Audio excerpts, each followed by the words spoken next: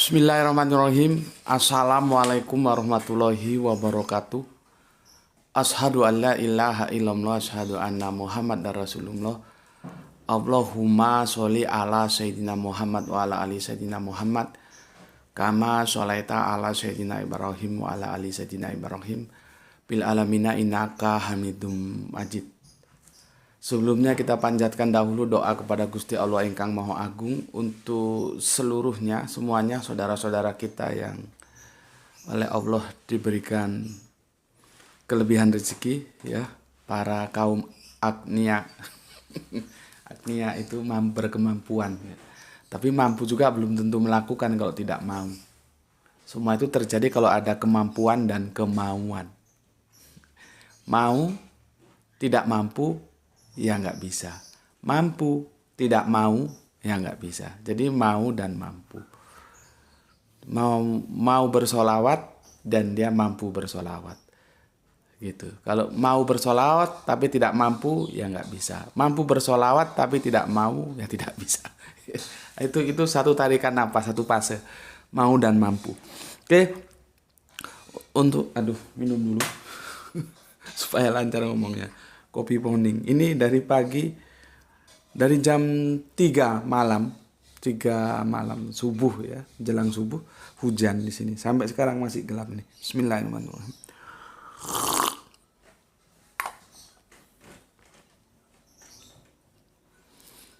Oke, kita panjatkan dahulu doa kepada Gusti Allah Ingkang Maha Agung untuk saudara-saudara kita yang telah memberikan sholawatnya berupa infak dakwah, sehingga channel dakwah ini dapat hadir dalam ruang-ruang diskusi kalian semuanya. Dan tentunya kita sebagai tanda terima kasih, ya sudah sepatutnya lah, ya, mendoakan mereka semuanya, karena lewat jasa mereka lah kita dapat melanjutkan diskusi-diskusi kita ini. Dengan sebuah harapan, semoga sholawat yang diberikan itu menjadi catatan langit amal soleh bagi mereka dan keluarganya kelak, dan insya Allah Gusti Allah Ingkang Maha Agung akan membalasnya dengan balasan yang lebih baik lagi. Berikutnya untuk semua pewer terkasihku dimanapun kalian berada, terima kasih matur nuwun atas apresiasi yang diberikannya. Selalu always selalu always anti skip, anti download, ya. Dan bila berkenan silahkan men-share link-link dari kajian ini, ya. Dan semoga itu menjadi bukti bahwa kau telah mengambil bagian dalam dakwah. Itu yang aku ucapkan untuk kalian semuanya, dan terima kasih atas doa-doa baiknya. Waduh, itu doa-doa baiknya banyak sekali dari saudara-saudaraku, ya. Matur nuwun, ya.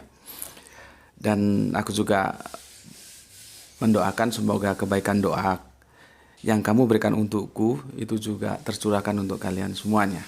Jadi kita saling mendoakan kebaikan sesama saudara muslim. Oke, bismillahirrahmanirrahim. Ini agak santai karena Nagrah itu libur, ya. Makanya shootingnya agak mundur. Jadi gini, seri dari kemarin duduk di sebelah kanan Allah sudah kita bicarakan beberapa seri, ya. Sudah kita, ini seri keberapa ya, ketiga keempat kalau nggak salah ini nantilah, ya. Dan itu memang tidak ditulis serinya tapi ditulis anunya kalau nggak salah dalam satu playlist, ya, dalam satu playlist, jadi supaya gampang kalian nanti mencarinya. Kita sudah diskusikan dari berbagai sudut pandang. Pertama kali kita diskusikan dari sudut budaya orang timur. Kalau kita ngomong di sebelah kanan itu artinya macam-macam, kebaikan, kemuliaan, keutamaan, ya. Apalagi kedekatan, macam-macam, ya. Jadi itu metafor yang tidak bisa dipahami secara harafiah, karena itu diksinya membentuk dalam sebuah narasi yang metafora, ya. Itu sudah kita bicarakan. Terus kemudian hadisnya juga sudah yang kita lanjutkan juga sekalian, karena itu satu kali jalan, menjelaskan bahwa hadis tangan Allah kanan semua itu juga itu sebuah metafora, tidak bisa dipahami secara harafiah, apalagi digambar-gambar gitu. Oke. Dan akhirnya dalam tinjauan hadis kita katakan dalam perspektif Islam itu berbeda dengan perspektif biblikal kekristenan ya. Kalau kekristenan kan basicnya itu bersumber dari biblikal, kalau kita Islam dari Al-Quran dan hadis. Di dalam biblikal itu memang yang dinyatakan duduk di sebelah kanan Allah itu cuma Yesus ya. Kalau tentang menghidupkan orang mati itu bukan hanya Yesus ya. Nanti ada Elia, jangankan dihidupkan, tulangnya aja kena mayat bisa hidup lagi ya. Soal naik ke atas langit ke surga itu juga bukan hanya Yesus ya. Elia, Henok, Paulus juga naik ke atas langit. Jadi hal-hal demikian tidak eksklusif. Artinya yang lain juga bisa. Menghidupkan orang mati bisa, naik ke atas langit juga bisa. Tapi yang menjadi unik itu artinya unik, distinct itu ya, karena dia tidak ada yang menyamai, dia menjadi distinct. Akhirnya menjadi unik. Unik itu satu-satunya ya yang dinyatakan dalam Bible, khususnya perjanjian baru itu yang duduk di sebelah kanan Allah ya Yesus itu ya. Nanti kalau ada yang terlewati mungkin aku bacanya terlalu cepat, tolong aku dikasih tahu, dikonfirmasi ke aku lewat kolom komentar. Mungkin ada di perjanjian lama atau perjanjian baru yang aku terlewati bacanya yang duduk di sebelah kanan Allah. Tapi sejauh yang aku tahu itu ya benar cuman Yesus. Namun demikian tentunya bukan berarti Yesus itu terus menjadi Allah karena dia satu-satunya yang duduk di sebelah kanan Allah. Tidak usah kita bicarakan lintas iman antara Islam Kristen. Di dalam kekristenan sendiri aja itu kan debatable, dan akhirnya menjadi polemik teos yang tidak selesaikan sampai sekarang walaupun sudah berabad-abad lamanya. Tentang siapa, who is Yesus, siapa Yesus itu, manusiakah, Allahkah dia? Yang kemudian dikompromikan dalam konsep yang diusung oleh siapa itu? Bukan Tertullian. Siapa? Kita sudah bahas itu, lupa aku namanya. Nanti kalau ingat aku sampaikan.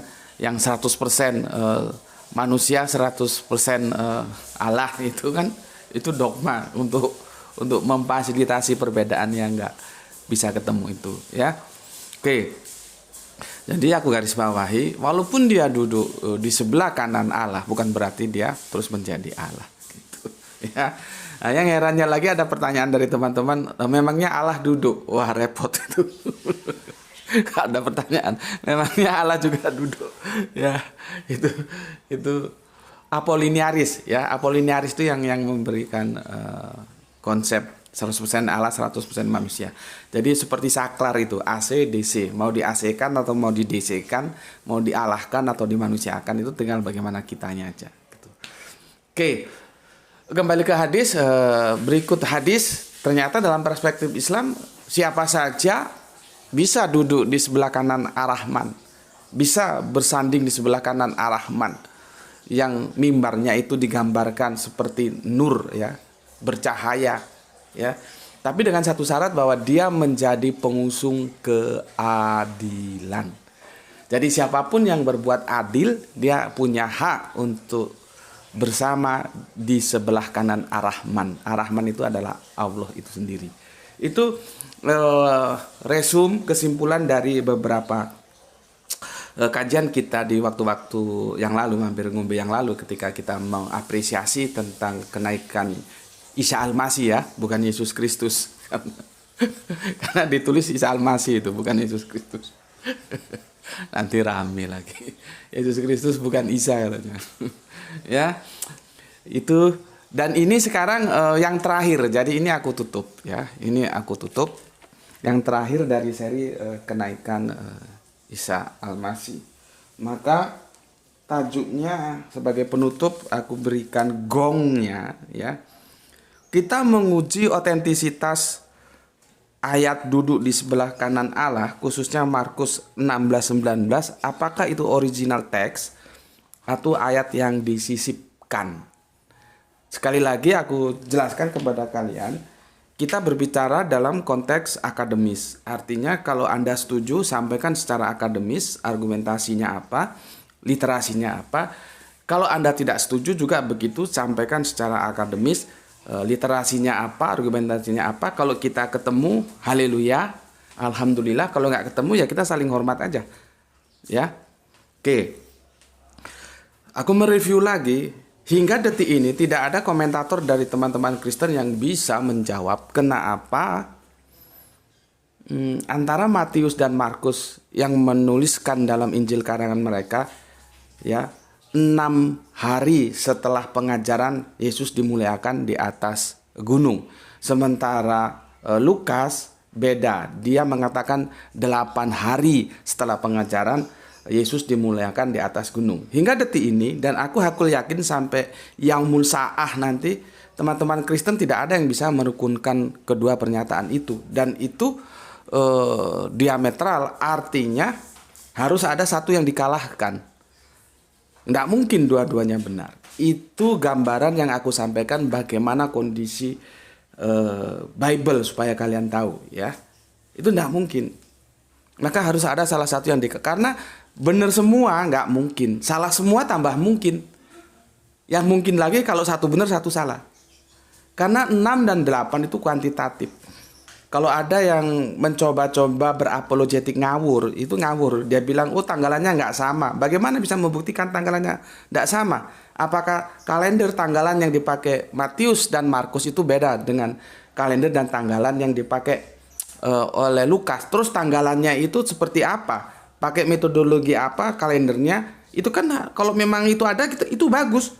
Kita hitung nanti. Ya, terus kita harus tahu peristiwa Yesus dimuliakan di atas gunung itu bulan apa, misalkan kalau bulan-bulan Yahudi itu bulan Nisan atau bulan apa gitu, terus tahun apa, itu kan harus jelas. Jadi kalau itu tidak disampaikan, hanya ngomong saja itu tanggalannya yang dipakai itu berbeda, itu sebuah apologi yang seperti yang aku bilang, ketika orang terseret ombak atau ketika orang terseret arus sungai yang kencang, dia akan menarik apa saja pun yang bisa dia gunakan untuk menahan dirinya supaya tidak terseret, termasuk rumput sekalipun. Padahal rumput itu tidak bisa menyelamatkan dia dari seretan arus yang begitu deras. Ya begitulah. Maka lebih baik seperti apa yang disampaikan Pak dosen itu, dia lebih jujur secara akademis. Kalau dia mengimani apa yang telah tertulis di Bible, khususnya perjanjian baru, seperti apa yang telah dia imani, itu hak dia yang harus kita hormati. Kita tidak boleh mengganggu keimanan seseorang, harus kita hormati.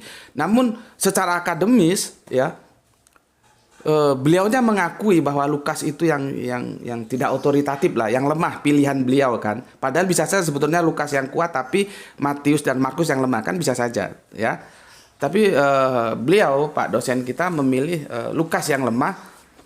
Itu sebuah pengakuan exciting, ya, pengakuan yang harus kita hormati juga. Ya itulah kerangka berpikir akademis.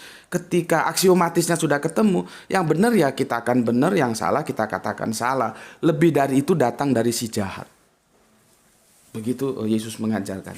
Iya katakan iya, tidak katakan tidak. Lebih dari itu datang dari si jahat. Gitu. Nah, aku perlu jelaskan ini supaya pertentangan di antara kita itu tetap bisa kita kelola dalam meja akademis, bukan dalam yang lain. Aku nggak mau nanti terbawa ke dalam suasana saling serang di komentar itu, dan itu yang tujuannya menyerang pribadi, itu nggak bagus, nggak menyelesaikan masalah. Kita tetap kawal ini dalam meja akademis, oke? Begini. Beberapa waktu, ada 2 atau 3 tahun yang lalu, itu aku diundang untuk menyaksikan sebuah diskusi, ya. Jadi aku bukan yang menjadi narasumber, tapi diundang oleh teman-teman diskusi di Surabaya, di mana teman-teman narasumber Islam pada waktu itu mengajukan kepada narasumber Kristen, bagaimana sih memahami, ya,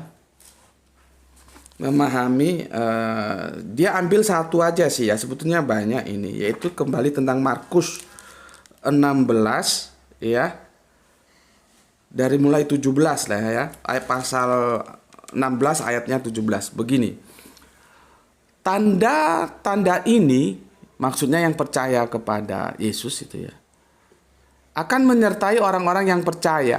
Mereka akan mengusir setan-setan demi namaku. Mereka akan berbicara dalam bahasa-bahasa yang baru bagi mereka, ya, mungkin bahasa roh itu, ya. Nah, itu nanti perlu kita bahas juga bahasa roh itu, ya. Mereka akan memegang ular dan sekalipun mereka minum racun maut, mereka tidak akan mendapat celaka. Mereka akan meletakkan tangannya atas orang sakit dan orang itu akan sembuh. Ini sebagai tanda orang-orang yang percaya. Nah, pada waktu itu narasumber Islam mempertanyakan bagaimana untuk membuktikan ayat ini bahwa ini benar gitu.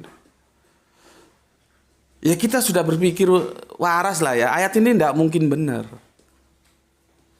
Masalahnya teman Kristen itu bertahan dalam kesalahan yang tetap dia pegang. Ada yang mengatakan jangan mencobai Allah.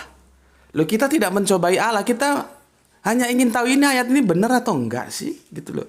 Bagaimana cara membuktikan? Ini kan pernyataan Allah, benar enggak? Ya, yang dia nyatakan itu kalau sudah percaya beriman kepada Yesus, terus bisa megang ular dan tidak masalah. Padahal kita lihat beberapa video di Amerika sana ada pendeta megang ular, akhirnya mati. Ketika sedang khotbah main-main dengan ular, itu kan ada videonya dulu, digigit tangannya atau apanya, dibawa ke rumah sakit, koma dan akhirnya tewas. Berarti kan itu sudah tidak benar. Begitu juga tentang bagaimana minum racun tidak mati gitu. Itu bisa diuji enggak gitu loh. Ya. Ayat ini sebetulnya ayat yang perlu diuji. Jadi bukan masalah kita jangan mencobai Allah, tidak. Ini kan pernyataan yang perlu diuji. Itu benar enggak? Dan kebenaran itu aku pernah ajarkan sama kalian.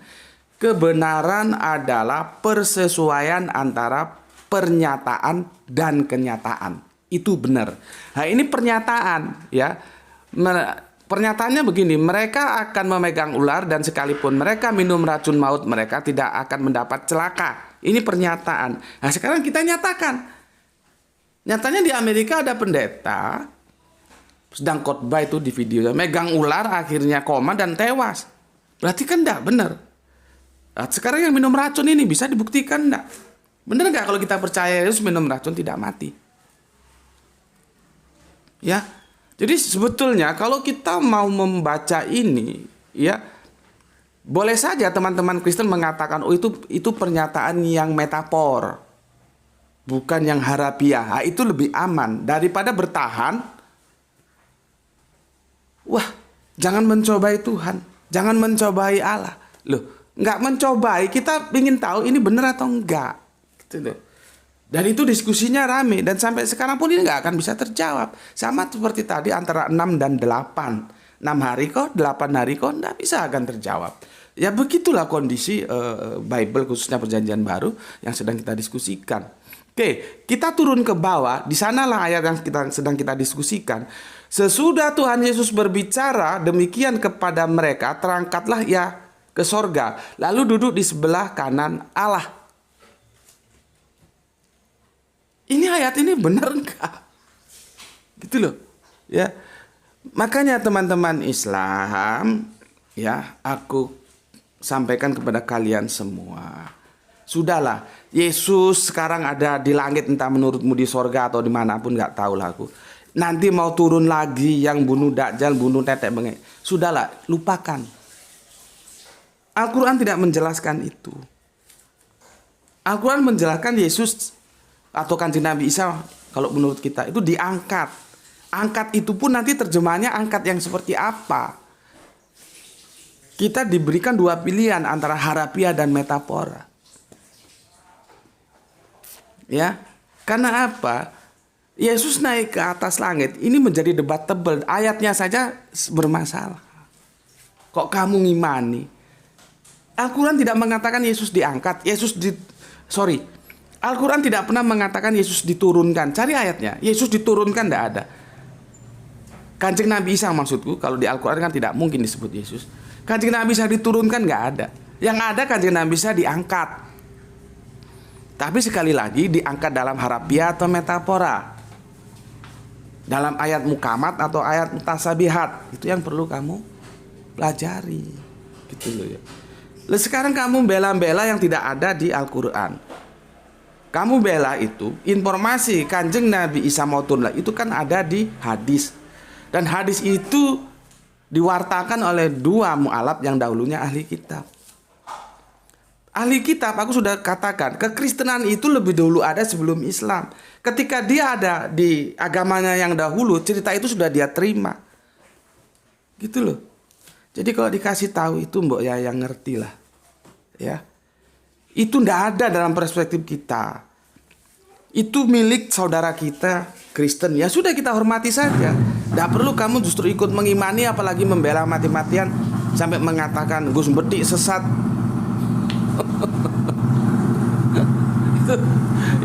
ini aku katakan ya kepada kalian semua saudara-saudara Islamku, supaya kalian ngerti duduk masalahannya. Oke, kita kembali ke sini. Ya, Yesus terangkat ke sorga akan dipahami secara harafiah atau metafora. Sudah kita diskusikan kemarin, terjebak di metafora harafiah. Nah, sekarang kita lihat original teksnya ini ori enggak, asli enggak, KW enggak. Itu satu rangkaian dengan minum racun, satu rangkaian dengan digigit ular enggak mempan. Itu satu rangkaian. Ya, kalau kita lihat ya, dia mempunyai perikop mulai dari sini. Yesus 16:9 ini. Yesus beberapa kali menampakkan diri dan mengutus murid-muridnya. Yesus terangkat ke sorga. Ini perikopnya dimulai ini. Ya, jadi perikopnya dimulai 16:9. Ya, itu satu perikop semua. Kalau kalian baca, tolong dibaca supaya ngerti. Nah, kita sudah dibantu oleh saudara kita dari Tanah Karo, ya, saudara MX, ya, dari Tanah Karo. Dia sudah menghadirkan data seperti ini. Kamu bisa lihat di kolom komentar, ya. Datanya seperti ini. Jadi kita harus by data, ya, supaya nanti bisa kita enak untuk mendiskusikannya. Bentar.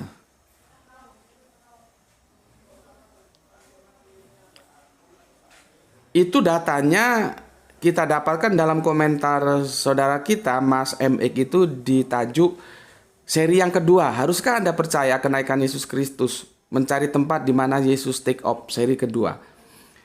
Ini data yang dia sampaikan. Aku baca lengkap ya. Ini Mas MX ya.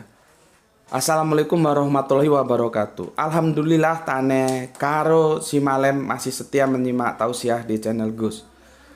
Menurut ayat-ayat dalam Bible, teks original Yunani Markus 16:19, Yesus dalam kurung Isa Al-Masih tidak pernah naik ke sorga, tidak pernah duduk di sebelah kanan tangan Allah. Markus 16:19, teks original Yunani termasuk ayat-ayat sisipan. Ya. Belakangan bukan karangan dan tulisan si Markus sendiri. Jadi ingat, ayat-ayat sisipan itu lebih halus kita menggunakan ayat-ayat sisipan ya. Nanti kalau ayat-ayat palsu itu gimana ya? Ya paling lebih soft kita gunakan ayat-ayat sisipan lah ya, bukan ayat-ayat palsu. Ya, kalau ayat sisipan itu boleh saja tidak sengaja. Awalnya dia catatan kaki tapi dimasuk no, gitu ya. Kalau palsu itu ya memang sengaja dipalsu. Ya, jadi lebih amannya sisipan lah ya. Seperti yang ditulis oleh saudara kita MX ini. Markus 16:19, teks original Yunani termasuk ayat-ayat sisipan belakangan, bukan karangan dan tulisan si Markus sendiri.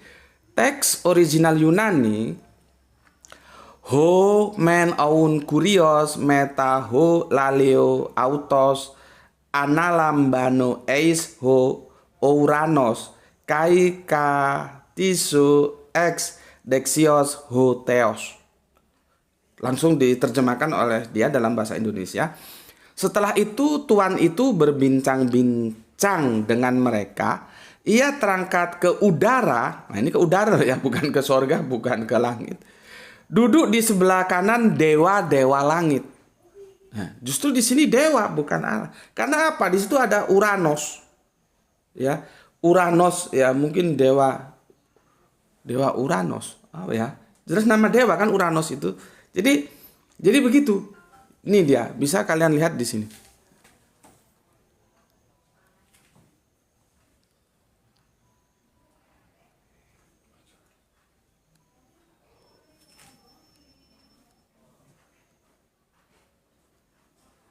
Ya, bisa kalian di sini komentarnya. Ya. Oke.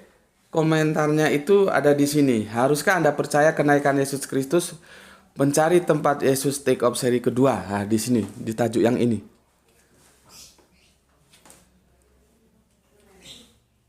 Ya. Dan kita ucapkan terima kasih untuk Kang Mas MX ya, semoga Allah selalu merahmatinya ya. Beliau ini seorang mualaf ya. Atas literasi yang diberikan ya, matur nuwun. Jadi itu memperkaya literasi kita. Jadi berbicara itu ya begitu, ada dasarnya. Oke. Minum dulu. Bismillahirrahmanirrahim.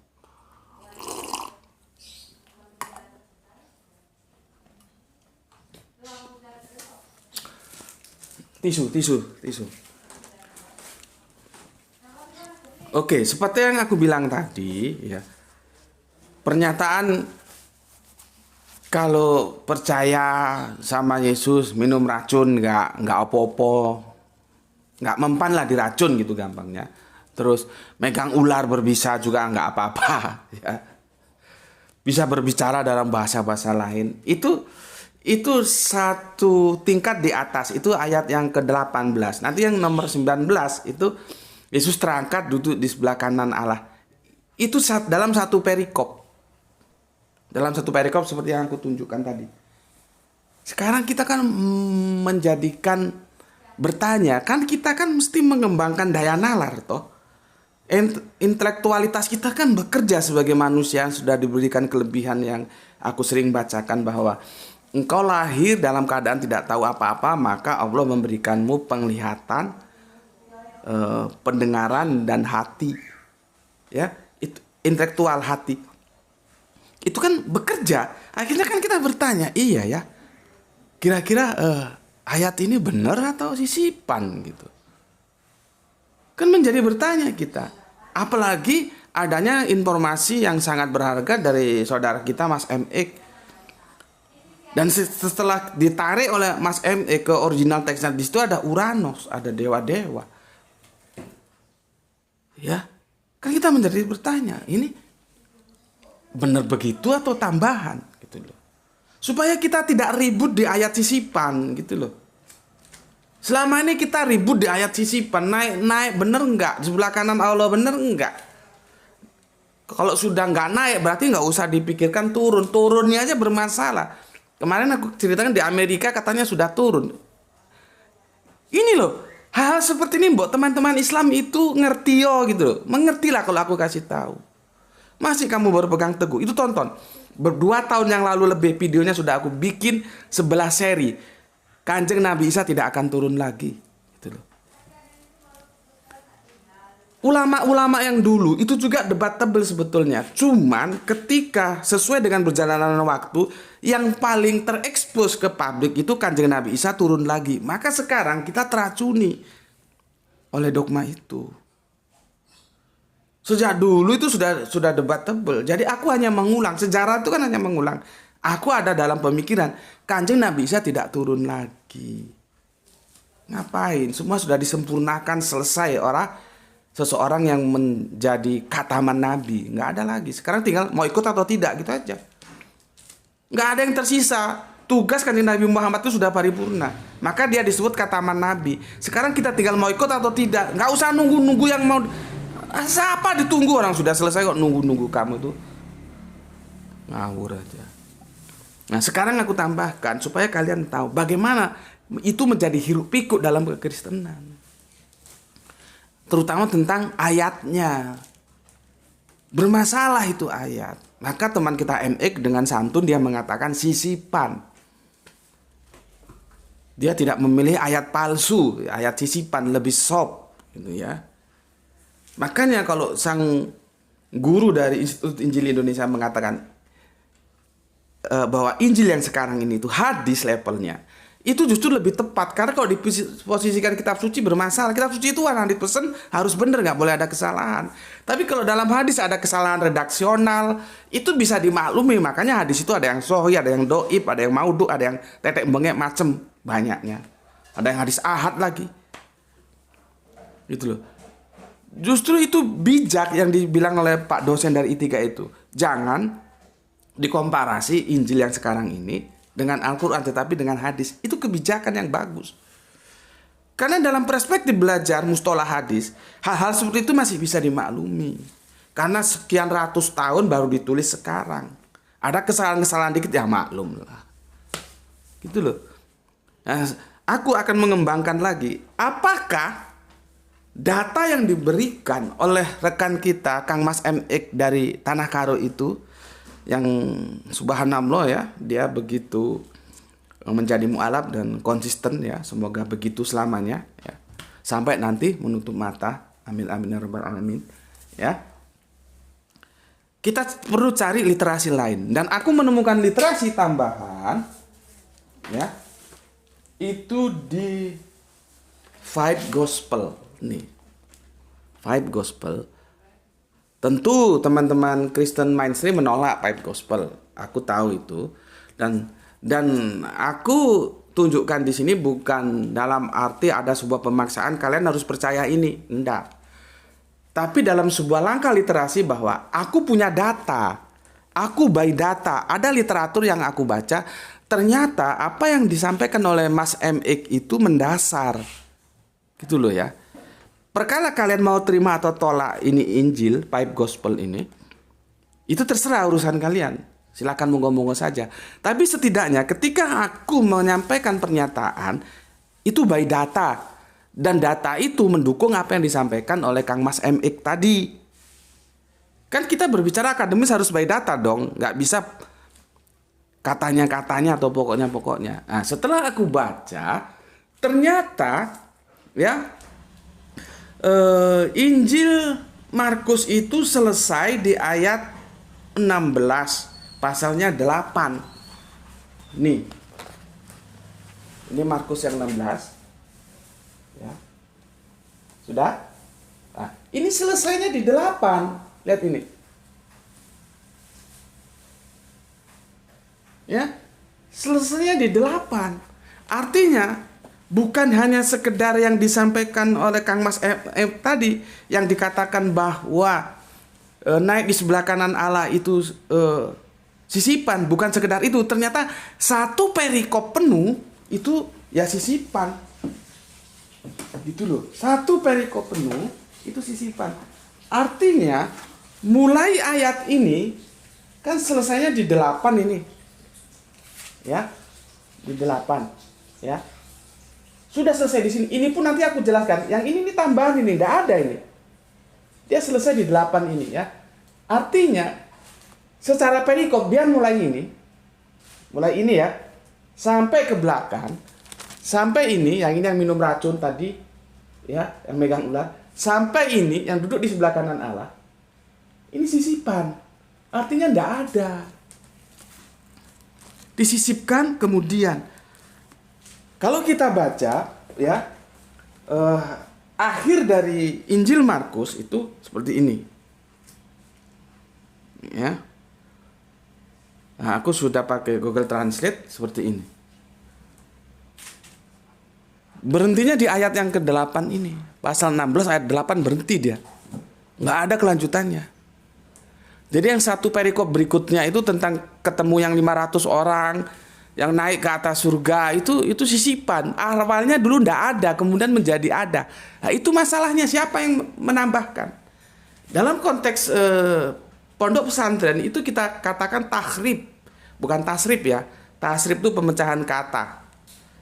Seperti kemarin kita bahas tentang ada najem, ada nujum.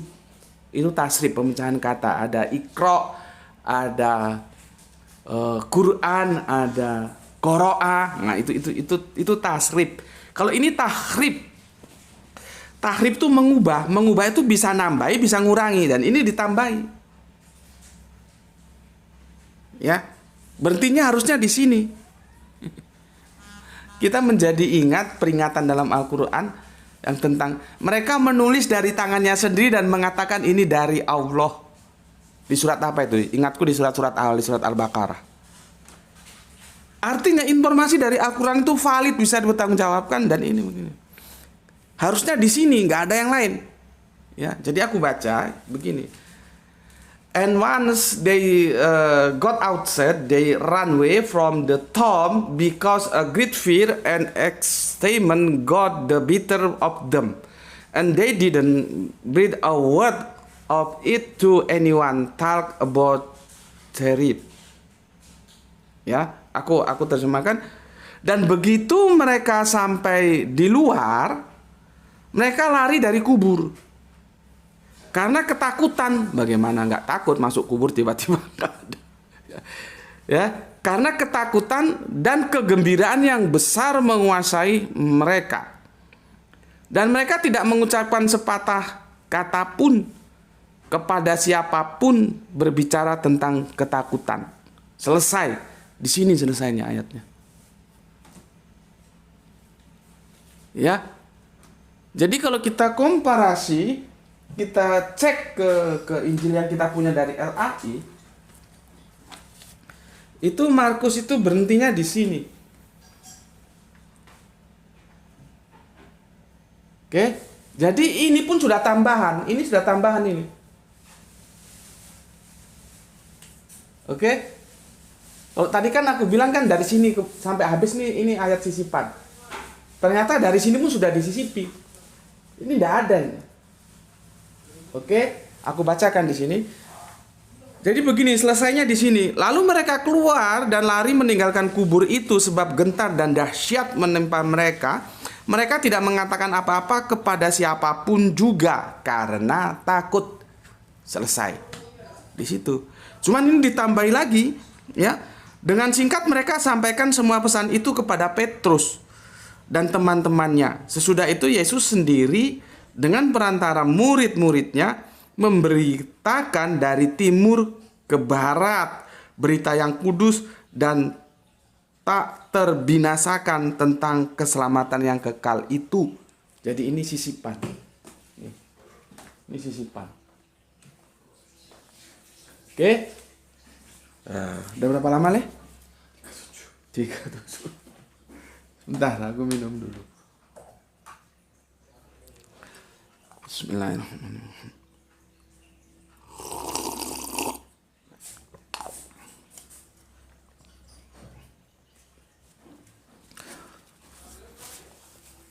Oke. Aku sudah beberkan semua literasi yang ada yang aku miliki, ya. Ya seperti itu. Jadi artinya ngapain juga kita ribut, naik turun, naik turun, naik turun. Orang ayatnya sendiri bermasalah. Yang kalau terlalu kasar kita bilang palsu, ya ayatnya itu sisipan. Gitu loh. Ayat itu sisipan. Ya, tentunya ditulis dengan tujuan. Gitu loh. Ya tujuannya apa ya? Ya dia mau menyampaikan sesuai dengan apa yang dia ingini. Makanya kan kalau di videoku yang 11 seri tentang Kanjeng Nabi saya tidak turun lagi itu, peristiwa naik ke surga itu harus dipahami dari sudut pandang antropologis. Harus dipahami dari sudut pandang kebudayaan saat itu. Gitu loh. Gak bisa mas. Kita ini hidup sebagai manusia budaya. Maka kebudayaan itu juga akan menjadi potret yang bisa membantu kita untuk melihat bagaimana sih kisah-kisah teologis ini. Gitu. Yang kemarin kita sudah diskusikan seperti yang Yesus bangkit itu,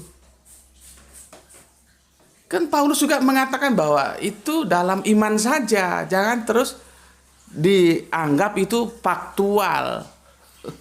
Ya, dalam iman saja. Artinya apa? Tidak seperti yang dibayangkan faktual terjadi benar. Makanya disebut sebuah halusinasi. Bahasa medisnya itu ketika neuron bekerja itu terjadi halusinasi. Yang namanya halusinasi ya terserah kamu mau disimpulkan apa. Tapi yang jelas apapun kesimpulanmu tentang halusinasi itu ya tidak faktual gitu loh. Itu yang bekerja kan saraf-saraf neuron kita. Ya. Oke. Dari sini kita sudah sama-sama tahu duduk permasalahannya seperti itu, teks yang mengatakan bahwa Kanjeng Nabi Isa atau saudara Kristen kita bilang Yesus naik ke atas surga dan duduk di sebelah kanan Allah dengan dua tadi sumber yang telah aku sampaikan sebagai literasinya, kita tahu bahwa itu ayatnya ayat sisipan. Lalu menjadi tanda tanya, apakah kita akan ribut terus di ayat yang sisipan? Orang ayatnya saja sisipan. Terutama untuk teman-teman Islamku, ya. Sudahlah, Al-Qur'an dan hadis yang tidak bertentangan dengan Al-Qur'an itu cukup untukmu. Lainnya hanya sekedar pengetahuan untuk tidak kamu imani. Oke, itu dulu mampir ngombe pagi ini, dan aku nyatakan bahwa untuk tahun ini tentang naik ke atas langit dan duduk sebelah kanan Allah tentang Yesus itu selesai ya, tamat. Untuk tahun depan nggak tahu, kita akan lihat. Kan itu berulang terus tiap tahun kan diperingati. Dari sisi mana kita perlu diskusikan ya. Oke, untuk teman-teman semuanya, Anda setuju dengan channel ini silahkan like. Anda tidak setuju silahkan dislike dan tinggalkan, cari channel lain yang itu membahagiakan kalian semuanya. Untuk teman-teman semuanya juga semoga mendapatkan rezeki yang barokah dan dilimpahkan kesehatan yang prima, sehingga kita dapat melanjutkan kajian-kajian kita sebagaimana waktu-waktu yang lalu. Dan nanti senja kita akan melanjutkan tentang dekonstruksi yang katanya ada bintang untuk lempar setan. Ya, itu kita dekonstruksi, semoga dengan itu nanti generasi-generasi kita menjadi cerdas lah ya. Tidak lagi teracuni oleh terjemahan-terjemahan yang salah sehingga menjadi korban terjemahan. Itu bisa kita akhiri. Dan ini juga sebagai bukti kepada teman-teman Kristen, aku tidak mengkritik terjemahan Bible saja, terjemahan Al-Quran pun ketika itu salah aku kritik, cuman aku kan mengkritisi dengan memberikan solusi. Ya, jangan terlalu baper kalau aku mengkritik Bible ini terjemahannya salah gitu ya. Oke, dari itu untuk teman-teman Islam ya, jaga Islam, jaga Al-Quran, jaga Kanjeng Nabi, jaga Allah, menjadi sesuatu yang engkau tetap miliki sampai engkau menutup mata. Tetapi jangan lupa tetap memberi hormat kepada saudara-saudara kita yang memilih iman yang lain. Bismillahirrahmanirrahim. Alhamdulillahirabbil alamin.